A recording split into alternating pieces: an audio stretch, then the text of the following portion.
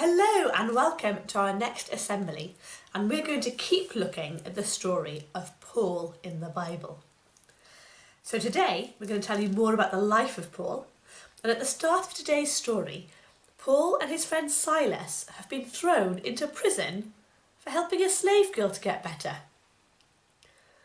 Why would they be in prison for such a thing as that? Well, it's because the girl's cruel master made her tell fortunes to earn money for him. When she got better, she didn't want to tell fortunes anymore, and her master was very angry and had Paul and Silas thrown into prison. I wonder what will happen to Paul and Silas now.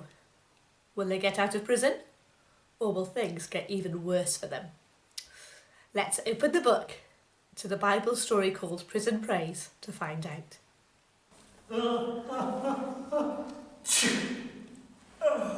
Paul sneezed.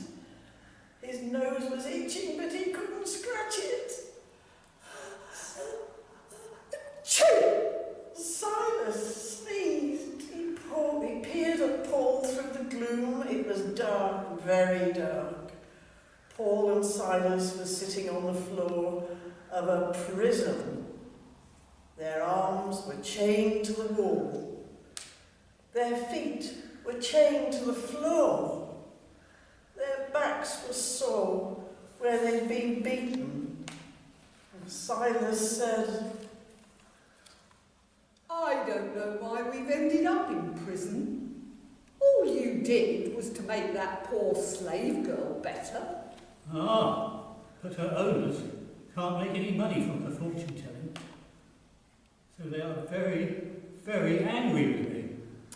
So we end up here, in this underground cell, in the dark, and no chance of getting out tonight. shivered Silas. The chief jailer sneezed. Achoo! He rubbed his nose. He rubbed his arms. The night air was chilly as he stood outside the prison. I've counted the prisoners, I've checked the bolts on their chains, I've put the bars on the doors. There's no way anyone is leaving this prison tonight. No chance. He said good night to the other guards and went home, Good night. confident that he Good night. carried out his orders. So, Paul and Silas sat, chained to the wall in the dark. Unable to sleep, their backs were sore, their heads ached, they were hungry and thirsty. So what were they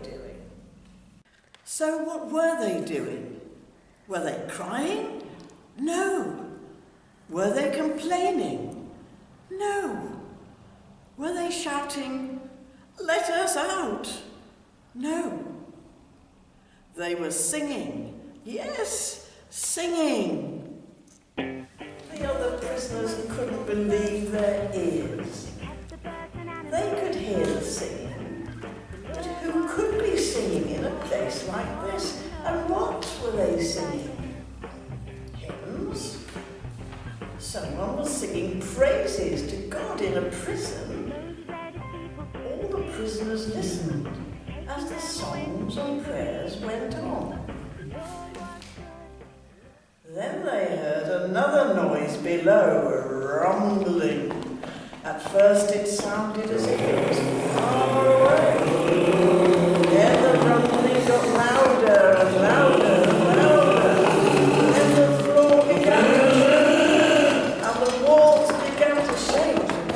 Then dust began to fall from the ceiling. Then bits of stone and water began to tumble. Everything was moving and shaking and falling. It was an earthquake, and the chains fell off the wall. The boats fell apart. Their hands and feet were suddenly loose. Then the doors fell open so the prisoners could escape.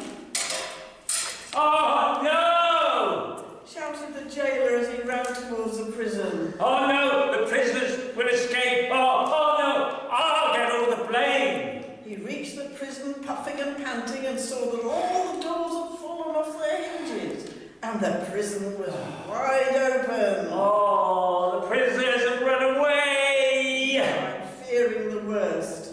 Then he took out his sword, and just as he was about to kill himself... Stop! Paul shouted, yes. Don't kill yourself. It's all right. We're all here. The jailer was amazed and fell on his knees in front of Paul. He couldn't understand what had happened. He couldn't believe that all the prisoners were still there inside the prison. They hadn't run away after all. He knew Paul and Silas were followers of Jesus. Did that have something to do with what was happening? Was that why they were singing in prison? Was that why they hadn't run away? Sir, what do I have to do to be saved? To really live? How can I be like you? What do I have to do? So Paul told him all about Jesus. Put your trust in Jesus. Follow him, and he'll show you what to do. The jailer was so excited that he took them both to his home, so his family could hear about Jesus too.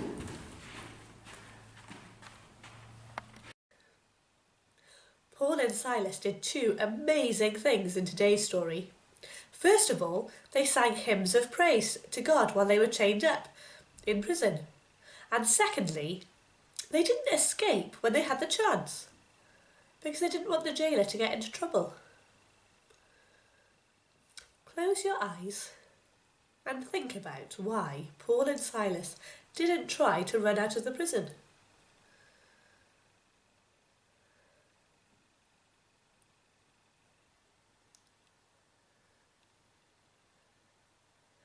They knew the jailer would be in trouble. He might even lose his life if his prisoners escaped. So they stayed where they were. Now, I'm going to say a prayer, and if you want to make it your prayer, just say Amen at the end after me. Dear God, help us to behave in the right way so that we don't get other people into trouble. Amen.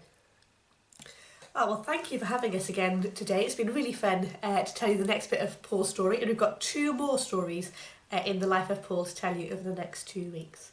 So I'll see you next time, and enjoy singing along to our song. Bye!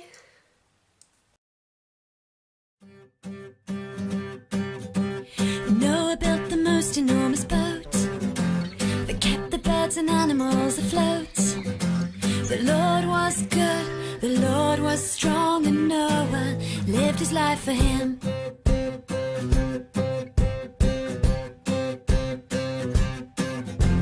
Moses led his people through the sea, taking them away from slavery. The Lord was good, the Lord was strong, and Moses lived his life for him.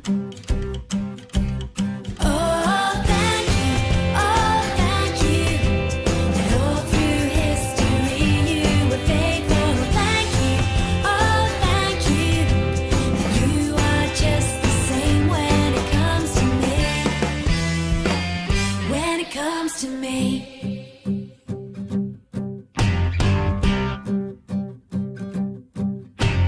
David fought Goliath and he won. A humble shepherd boy became a king. The Lord was good, the Lord was strong, and David lived his life for him. Daniel was inside a lion's den. God brought him to safety once again.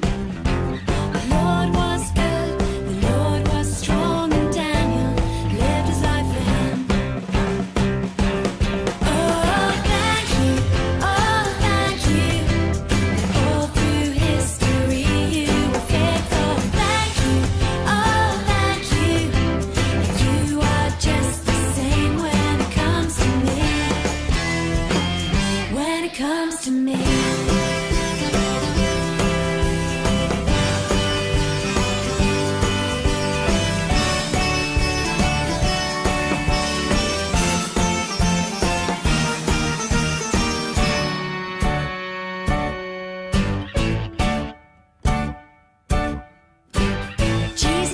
take away our sin, so we could get to know our God again. The Lord is good, the Lord is strong, and we will live our lives for Him.